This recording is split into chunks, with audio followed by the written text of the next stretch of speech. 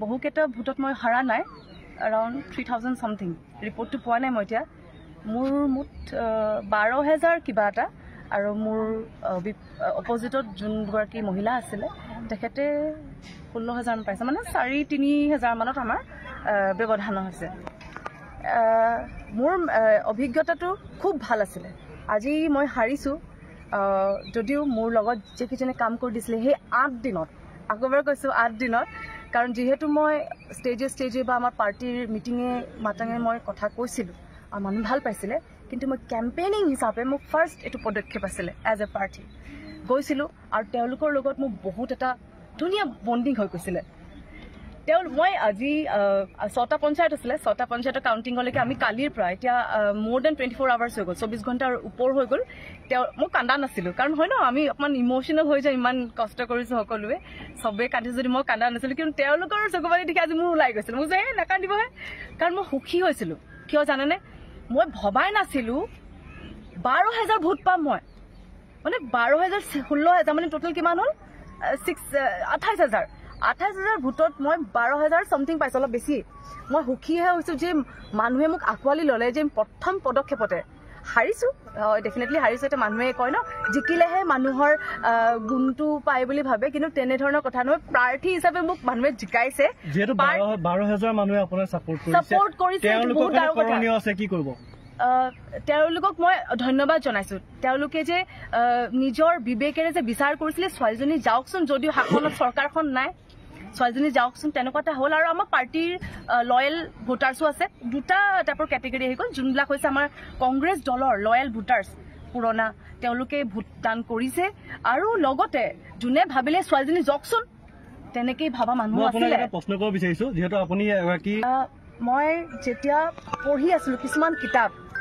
আমাৰ হিষ্ট্ৰী যেতিয়া পঢ়ি আছিলোঁ হিষ্ট্ৰীৰ পৰা আমি শিকিব লাগে হিষ্ট্ৰীটো আমাক অকল কওঁ যে মাষ্টাৰ ডিগ্ৰী যেন PhD কৰিবলৈ নহয় হিষ্ট্ৰীটোৰ পৰা আমি ভুলৰ পৰা শিকিবলৈ পাওঁ বা কিবা কিবি আমি জ্ঞান পাওঁ তো হিষ্ট্ৰীৰ পৰা মই গম পালোঁ কংগ্ৰেছৰ বিষয়ে বহুত কথা আমি গম পাইছোঁ আমাৰ ৰজা মহাৰাজাৰ কথা গম পাইছোঁ ঠিক তেনেদৰে আমাৰ পাষ্টৰ কথা গম পাইছোঁ কংগ্ৰেছৰ কথা গম পাইছোঁ আৰু সেই গম পোৱাৰ কাৰণে মোৰ মানসিকতা তেনেকেই বিকশিত হ'ল আৰু মোৰ কংগ্ৰেছৰ প্ৰতি এটা আৱেগ আছে মোৰ এটা আৱেগ আছে মোৰ সেইটোৰ প্ৰতি মানে দলটোৰ প্ৰতি এটা বহুত ভাল আস্থা আছে নট উইথ দ্য পিপল মানুহ সলনি হৈ যাব পাৰে মানুহ সদায় দলো চেঞ্জ কৰিব পাৰে কিন্তু পাৰ্টিৰ যোনটো উঠি অহাৰ যোনটো মূল ভেটি আছিলে মই সেইটোক কোটি কোটি প্ৰণাম কৰোঁ কংগ্ৰেছক মই যিহেতু মহিলা ইগৰাকী বিজয়ী যিগৰাকী হৈছে তেখেতৰ হৈ কি ক'ব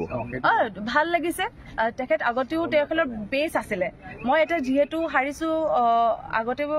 এইটো মই অকণমান প্ৰেক্টিকেল ধৰণে এইটো ক'ব বিচাৰিম যে তেওঁলোকৰ অলৰেডি শাসনত চৰকাৰ আছে দে হেভ দি মানুহ মানে হিউমেন ৰিচোৰ্চ আছে মানৱ সাধন আছে আৰু ফাইনেন্সিয়েল ৰিচোৰ্চেছ বেছি আছে বহুত ক্ষেত্ৰতে আৰু বেছটো বেছি ধৰি লওক তেওঁলোকে আজি বছৰে বছৰে লোকসভা হৈ গ'ল আমাৰ লোকসভা হৈ গ'ল আমাৰ তাৰপিছত বিধানসভাৰ খেলি আছে তেওঁলোকৰ এক্সপ'জাৰটো আছে মই প্ৰথমবাৰ আহিছোঁ আৰু আহি পেলানি 12,000 সামথিং ভোট যে পাইছোঁ 12,000 কিমান আৰু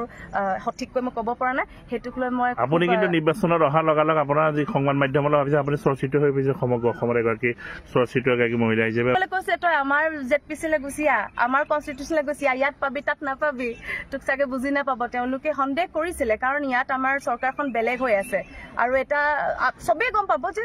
এটা ৰুলিং পাৰ্টি যেতিয়া থাকে যেনি ঢৌ যায় তেনি মানুহ যাব বিচাৰে এইটো নেট চাইকলজি হয় আৰু স্কিমছ কিছুমান থাকে মানুহে ভাবে কি আমি যদি বেলেগত ভোট দিটো সেই স্কিমছখিনি নাপাম আৰু তেনেধৰণৰ ভাবুকিও কিছুমানত দিয়া হৈছিল সেইখিনি কথা হৈছে দুইগৰাকী একেলগে কাম কৰিব নেকি ভাল কামবিলাক যিহেতু প্ৰতিনিধি